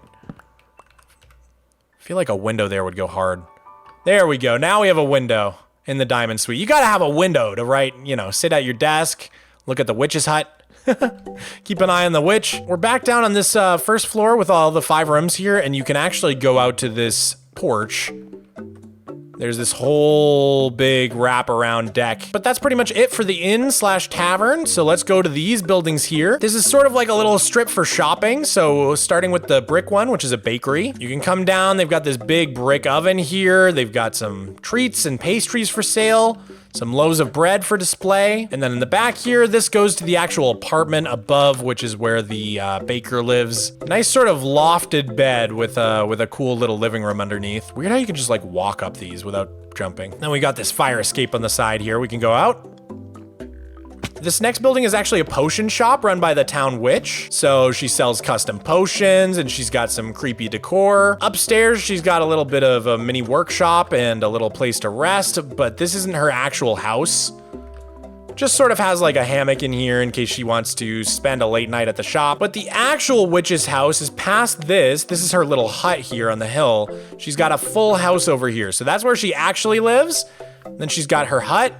And then she's got her potion shop in the middle of town. This building right here is the tailor. So this is where you go for clothes. We've got spools of thread and wool and cloth everywhere. Lots of different clothes to look at and shop. If we go upstairs, they've got a little sewing machine here where they're just working on the clothes. There's a little loom here. And then the tailor actually lives on the top floor of this shop. This is their bedroom. Still got spools of thread everywhere and clothes everywhere because, you know, they're a workaholic. All right, and last but not least is the cafe. This is like your typical coffee shop. We got Little coffee machine back there, little coffee pot. That's an awfully hot coffee pot. Got this outdoor seating area here, which is pretty cute. And then you can go up the stairs and there's some more seating inside. Pretty fancy. Really quick, I want to just show you guys the little witch hut here. So like I said, the witch has this little hut on the hill and it's just got, you know, little bed, nothing much else, cauldron. But the witch's real house is over here with this grassy roof. She lives right next to Salacia Dam and she's got like a really cool overhanging porch here. So she's got a little outdoor workshop and stuff like that. And then inside we've got this pretty unique room here. Her witch's robes. And then we can go up to the second level. She's got another hammock here. Little reading nook to practice spells. So then if we continue up the hill from the witch's hut, eventually we're gonna reach the hobbit hole, which for several years didn't really have any use. But recently I've given this place a brand new function. I've always loved the interior in here. We've got like a little kitchen over here. We've got little seating area, cozy fireplace and bedroom over here. But now we've got this new hallway which leads over to our clay farm. So we can feed dirt into this thing and then it actually turns into clay and then it gets blown up and I can smelt all those clay balls into terracotta. I think the last thing to look at in this harbor would be these boats here. So if we come down here, this one here on the left is the ferry. This ferries people around the harbor and again, it's got like a full interior. This is just a little staircase room here, but we've got little dining hall where you can buy some snacks. And here is sort of like the engine room, so no people allowed in here. But if we make our way to the top of the ferry, we've got a bunch of seating, another level of seating up here, and then this is sort of like the little cockpit driver's seat here. So this is what the ferry driver gets to look at. And then right here we've got a steel sailing ship called the Wanderer after Wandy T. There's no gangplank, so we just have to fly onto the ship here. But at the front we've got like a little engine room map sort of place to chart your course. If we go down and to the left, we'll get to the dorms. So this is where the sailors sleep, some naval outfits as well. Then if we continue into the back, this is sort of the freight area where all of the storage is. We've even got the bilge down below with a pump to pump out all the bilge water. And we've even got some bilge rats running around. That's pretty much it. Although this ship is really, really heavily detailed. But yeah, that was basically everything in the harbor except for the harbor itself. So this is actually a really, really unique part of my world. This goes down quite a bit here. We've got this underwater ravine, and as you can see, it's filled with tropical fish and seaweed and coral. But you may be wondering how this is possible because the bedrock layer is literally right here. So what happened is in 1.18, when Mojang lowered the build height, they didn't want to touch super flat worlds because they didn't want to mess up people's creative worlds. And so now if you break bedrock, you can build 64 blocks below bedrock in old super flat worlds. So that's what I've done here. That entire underwater ravine is below bedrock. I had to break, I think, about 13,000 blocks of bedrock to make this possible. But we've got this sea monster in here and we've got these giant jumbo fish swimming around. I want to show you guys the underwater cave with the octopus real quick. We went crazy on the detail with this thing. There's like a sunken ship here with all sorts of coral growing off it. And then past this sea monster, if you fly under him, there's actually this underwater cave here with an octopus inside, which came out super cool. He's actually got 8 little tentacles shooting out in all different directions. So I'm pretty proud of how the octopus cave came out. But yeah, that's basically it. Pretty crazy little underwater section, but I think it actually adds a ton to the world. Like you can see it through the water and it really adds a lot. The next thing I'd like to show you guys is this whole section here on the map right here. This is sort of the lumber district. So everything in this section revolves around this purple lumber mill over here. So right here we have a bunch of houses that are based on the Painted Ladies in San Francisco. I wanted to build a bunch of Victorian houses and right now none of them have interiors at the moment. I still have to do that. But actually half of them already have interiors in creative mode. So it's just a matter of executing it in survival. But if we go down this street here, we're eventually gonna double back. So let's go past all these Victorian houses. So right here, this is where I plan to put a massive opera house eventually. And I've planned it out in creative mode, but I haven't built it yet. But to the left here, we have the drugstore. This needs an interior as well. And then the road doubles back on itself, and there's a bunch of more Victorian houses. Pretty much every single one of these is diagonal, by the way, which was really a challenge to build. And then when we get to the bottom of this street, we have a different sort of building here. This is the morgue. So yeah, this place needs an interior still, but eventually this is gonna be a whole morgue, because right behind this building is the cemetery. So we can go down this little staircase here, and we've got a little spooky cemetery with a dead tree. All the pets that I've lost in my flat world have gravestones here. We've even got this little jump scare right there. And then some of the people who are helping me reach Partner Plus on Twitch are credited in these coffins here. So yeah, then this opens up a little bit into this big area here where basically it would be all workers from the lumber mill. I like to think that these really big mansions here are like the owners or the higher ups at the factory here. So they've got these beautiful Victorians with huge yards, and they don't really mind that they're right next to the lumber mill because they own it. We've got this building here, which is sort of the office for the lumber mill. And then we've also got this little green building, which the mill owns. I'm thinking that's like a storage building. So again, all these need interiors right now. They're all just empty, but we've got this cool lookout tower, and that actually has a little rope bridge going over across to the terraforming on the other side. So this lumber mill actually functions as a working tree farm in the game, but it also is a mud farm and a cobblestone farm all in one. So I can go through this entrance, and right straight ahead is where I plant the trees for the wood farm. Or I can go to this little shed on the side here, and this is where I put in the dirt to be converted to mud. And then if I fly on the top of the lumber mill here, this little tower is where I stand to do the cobblestone generator. So I just flick that little lever, and that'll generate cobblestone automatically for me and blow it all up. In the back of the factory, you can sort of see where the actual stuff gets blown up, but it's all decorated to look like it's full of machinery, and there's like a freight elevator here. And then if I just fly out to this lighthouse here, you can sort of see all the work that's gone into the dock area. All around this lumber mill, I've made a ton of different buildings, and they all need interiors, but I've got a plan for each one. Like this is supposed to be, I think, a cafeteria down here. There's some clerical offices and stuff. It's all stuff related to shipping and getting boats onto the dock and unloading the lumber. So there's like a lot of cool buildings down here that need interiors as well. And eventually this will all obviously look a lot better when we put the water back in. There's this little trap door here that takes you down to the black market area, and we've got few little sketchy stalls under here. And I tried really hard to just make sure that all of these little buildings are all connected up with these really rickety, sketchy walkways and staircases. I think it adds a lot to the feeling of the area. Hello. Alrighty guys, so like I said, all of this area really needs interiors. There's gonna be an opera house that goes here eventually. And then the plan is to tie this road into this little spiral ramp here so that there'll probably be a bridge right here with a nice archway. Planning on just putting more houses here, maybe a hotel on the lower area. But honestly guys, that is pretty much it for my main city area. There's a few other things to see that aren't really finished. Like there's this little lighthouse here. There's nothing inside of it right now, but I really like the build. And this lighthouse actually lights up and spins around at night, which is a pretty cool touch. And then if I fly all the way back over to the harbor, just beyond the mountain, you can see this little roof here. That is the tower to the Wandering Trader's mansion. So because the Wandering Trader is such a goat in Superflat and provides us with so many items, I decided to build him his own mansion. And this mansion is filled with all the things a Wandering Trader would need, like stables for his llamas. Plus the inside has basically all the stuff that he likes to sell. So he's got a fish tank with his tropical fish and coral. Various items that he sells are displayed all around his home. He's got his little journal where he takes notes after a long day of selling and traveling.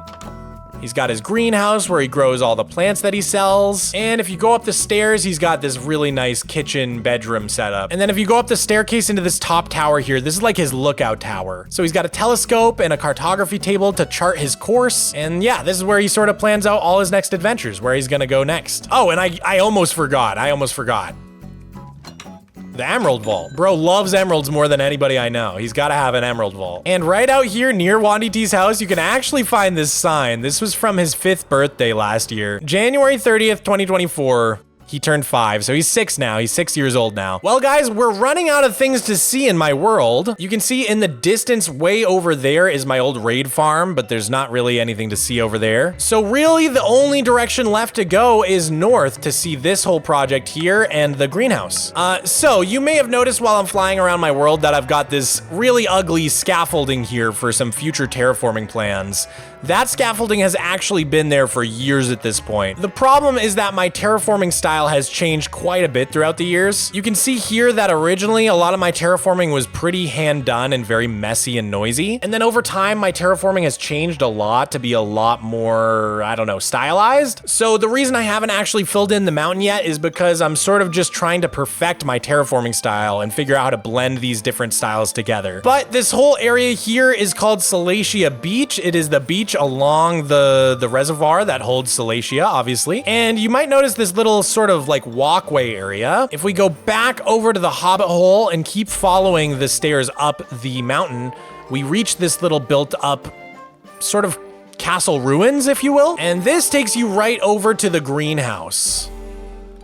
We've got these beautiful little gazebos and yeah, opens up to this wonderful view of our greenhouse. A lot of people ask me what my favorite build in my world is, and it might just be the greenhouse, to be honest. This area feels really, really special to me. So the goal was to try to put every single plant in the game in this greenhouse, even the ones I don't have in Superflat. And I tried to enhance them all too. So for example, like there's regular carrots and this is an enhanced carrot. Regular potato, enhanced potato. Regular beetroot, enhanced beetroot. Here's my attempt at a enhanced pumpkin there. So yeah, you can see we had to get creative and try to like create extra large versions of all the crops in the game. Over on the other side here, we got sugar cane. We've got some turnips and stuff like that. Cabbage, and then we had even done cactus flowers before they were in the game. I guess we'll have to replace these with actual cactus flowers now. But if we go up into the main section of the greenhouse, there's some pretty cool stuff to see. This first room here is all mushroom slash fungus themed. So this is like the mushroom goddess right here, and we've got just like all different types of mushrooms. Then if we continue on, we've got this beautiful little pool with an axolotl or two in it. Straight on back from there, we've got this bee room. So we've got this huge hive and this big vat of honey with a stir stick. And then we've also got copies of all the different trees in here. So we've got like an acacia tree, we've got dark oak and cherry. And then on the other side, we got oak and birch and mangrove. And you can see here are some of my attempts at flowers I can't get, like the torch flower or the pitcher plant. And yeah, there's even these little spiral staircases in each wing of the greenhouse. Those take you up to the second level where I've just got a few extra plants here. But yeah, overall, I'd say this is like honestly one of the most relaxing places in my whole world. That is almost everything, guys. We've covered almost this entire world. But over this hill, I want to show you the brand new project I did in the most recent episode of my Flat World. This area is called Vicenium Bay. So we've got this really beautiful fountain here, and it leads the way to the Vicenium Tower. And then we've got this super fancy street full of palm trees leading to the tower. The bay has a crazy amount of terraforming all along the cliffs. This is all going to be like a seaside cliff area. So the plan is to have the greenhouse perched atop a big cliff, and this is going to wrap all the way around. And then eventually we're going to fill the water back in, which is why I'm doing some really cool swirls that are going to go on the bottom of the seafloor. So this is the Vicenium Bay. It's really, really massive. The ships all come into the bay here and they dock underneath. If I turn off gamma, it's actually quite dark under here, but it's kind of a vibe. There's this really crazy arched umbrella sort of ceiling here. So yeah, this is where the boats would pull up and undock and unload all their freight. And then we're gonna build a giant freight elevator into the tower here. If we go this way along the bay, there's actually a road that takes you all the way up. So we've got one of those little binocular viewer things here, plus this little adorable gazebo. And some really nice tree work. I absolutely love this reveal of the greenhouse as you come around this corner of the road here. It looks insane. We've got some birds circling above, made out of trapdoors. Got this little willow tree with candles and glass panes. Really just tried to make this area feel like really lush and overgrown. And then once we reach the top, this is sort of the street level. I still have to clean up all these shulker boxes. The reason this little hole is in the center of the road is because I'm planning on putting like a trolley to go back and forth, like some sort of streetcar. So I wanted to mark down the center of the road so that'll be easier to figure out where the trolley goes eventually. But so the plan for this tower, the Vicenium Tower, is to have 20 floors, and each floor is going to represent 1 year in our world. So it's basically going to be like a giant museum of our world where each floor has like tons of history and facts and Just cool stuff. All about the history of Superflat in our world. If we go up these stairs to the main plaza here, you can see there's actually a left and right tower as well. I call these the east and west towers. So the plan for these is to eventually put like hotel rooms in them. And then right below us in this plaza here is the restaurant. We still need to do the interior for this tower, but this is the lobby area. And then if we go down, this is where there's gonna be a giant restaurant. So that freight elevator I mentioned is gonna connect up to here. And then there's gonna be a big kitchen area in the center. And then all around the edges of this will be tons of plants and tables and chairs and just everything a restaurant would need. So yeah, the whole Vicenium Bay project is obviously a big work in progress. I definitely want to put like some buildings here, or at least like a park or something, because there's some really good opportunity for buildings here. We still need to add staircases to all these towers and interiors and everything, but overall, I'm really happy with how it's coming along. And then over at this end of the road where it's just kind of like trails off into nothing, I want to put like a big factory industrial zone. I've been working on it in creative. Some of you guys may have already seen some of it, but it's looking really cool. Should I give you guys a sneak peek? I'll give you guys a little sneak peek. Just for funsies, just because you're joining me on the world tour. So this is my creative world where I plan things out, and you can see some of the plans we have for the world, like, you know, little house I'm planning on putting here and stuff like that. Just making little plans here and there. Here is the industrial area I've been planning out. Want to put some factories and giant pipes and just crazy stuff like that all in this area. So I think it's going to be really, really cool when it's done. But just to show you guys sort of what the vision is for this area of the harbor, I think that's pretty much it for the Vicenium Bay area. I mean, what you see is basically what you get. The only other thing I would maybe mention is that eventually I'm going to build a tunnel here to connect up to Salacia Beach. So I'm planning on breaking a hole right in this terraforming here. And there'll basically be a way to go directly over into the Vicenium Bay through a big tunnel through the mountain. So I'm probably gonna have to redo a lot of this terraforming here, which is fine by me because it's a little bit outdated. All right, I think that is basically everything. I think you guys have basically seen everything in my overworld at this point. 13 years of work. The only other thing to point out is that I have been building these giant dirt triangles. So this is part of what I'm calling Operation Mega Hex. The idea is that eventually everything within these dirt triangles will be cleared out down to bedrock. And then once I'm done digging out all the dirt, I'm gonna terraform the entire area. All the terraforming you see here, eventually I want the same level of quality and same level of terraforming to be all throughout this entire hexagon. It's probably gonna take me 10 years to pull that off, but I am dedicated. I've got a ton of plans. We want to put tropical islands up here, giant waterfalls up here, a giant forest here, snowy Arctic area, some Chinese cliffs, a desert jungle mesa area here. So I've got a ton of plans. We just need to slowly flesh it out over the next decade. But one important thing I should note to you guys is that if you're ever looking for my dragon egg in my world, it is now at the very top of this tower here. That's where you can find my dragon egg. You see it? There it is. Looking beautiful, and you can see it from anywhere in the world because this is the tallest point in my world now. We've been through the overworld pretty thoroughly. I think I showed you guys just about everything there is to see. There's like some little goofy stuff and Easter eggs here and there around the world, you know, like this little baby drowned. But overall, I feel like you guys have basically seen everything at this point. I think it's time to take you guys to the Nether and the end dimension. Okay, so before we visit the Nether, I want you guys to pay attention to the shape of my base. Notice how we have this circle here, this circle here.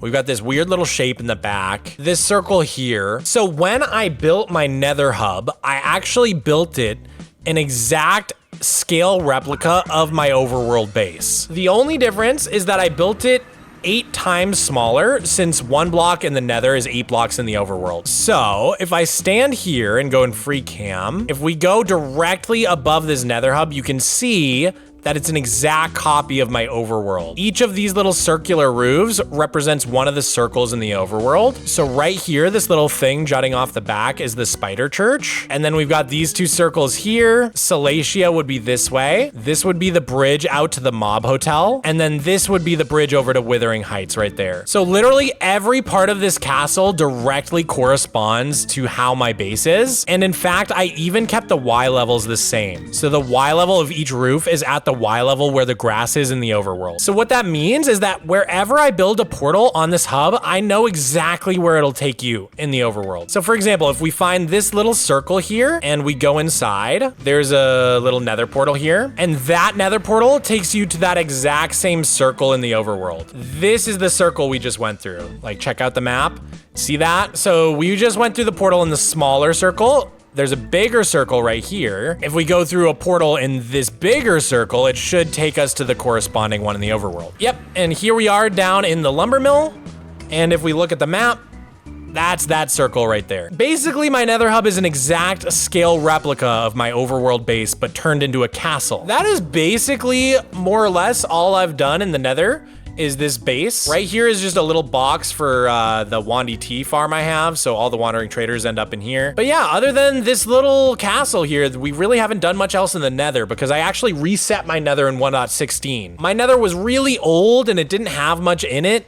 And I had to go so far for the new biomes that when 1.16 happened, I just decided to completely reset the nether, which is why my spawn is in a basalt biome, which didn't exist when I made my world. This is basically all I've done in the nether for the most part. I have like a blaze farm somewhere, but that's about it. But if we fly in this direction, we're gonna get to my end portal. So right out here, there's a little nether portal on purple blocks. And this brings us to the first stronghold that I ever took apart. I got rid of the stronghold completely except for the actual end portal there. And I built a sand duper around it. Sand is actually the only block I'm allowed to dupe in my world. I don't dupe any other blocks. But when we first got access to sand in Superflat, we had a choice to make. Either we were gonna only be able to get a few blocks of it ever, or we could duplicate it. And my audience voted to allow duping it. So it's the only block I duplicate. I don't duplicate TNT or any other gravity blocks at all, just sand. But yeah, let's go see my end base. All right, here we are in the end dimension. It might look pretty unrecognizable compared to a normal end dimension, but you can sort of see the obsidian pillars over there.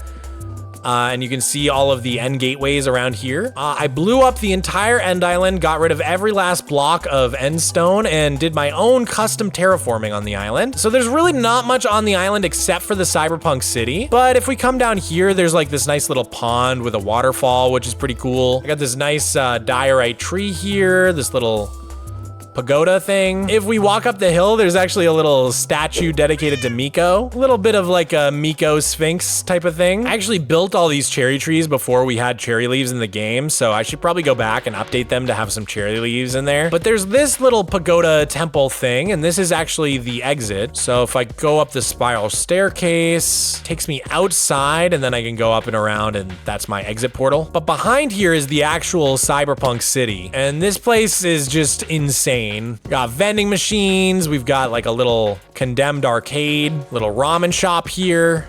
Still gotta put something in here. A lot of these buildings still need interiors. But this interior exists on the right here. We have a Chinese restaurant, so there's like a little takeout window.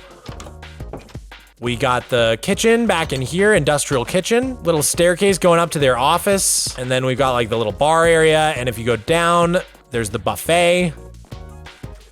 Every good Chinese restaurant needs a big fish tank in it. And then through here, I'm planning on putting like a big indoor mall eventually. Out here, we've got this like cool little monorail thing, but there's like honestly not a ton of stuff in the city yet. Like I said, I still got to do all the interiors. So most of these are just kind of facades, or like this right here is like a hotel. So we got to build a bunch of hotel rooms in there. There's like a hospital in there and a nightclub that we need to build. So yeah, it'll be fun to actually like come through here and, actually do all the interiors. Hopefully it brings the city to life a little bit. But overall, I'm super happy with my end base. I think it's one of my favorite videos I've ever done was building the end base. I think that's pretty much it for my end base. And the only other thing I have in the end dimension really is a copper farm, which isn't very interesting. I think it might even be broken. And speaking of broken farms, this thing way out there is like an Ender Malumpkin farm. Basically, it's an Enderman farm where they pick up pumpkins and melons as they run by, and then you kill them and you get the pumpkins and melons. But the problem is I've had Enderman griefing turned off for so long that farm doesn't work anyhow. That's pretty much it for my end dimension. But yeah, guys, like I said, that's pretty much it for the tour. We covered everything in the overworld. We covered the nether and the end. And you know, there's some like random little stuff out in my world that we missed here and there, but nothing really of note. You guys basically have seen it all at this point. Make sure to check out the world download in the description. It's hosted on Patreon, but it's completely free to download.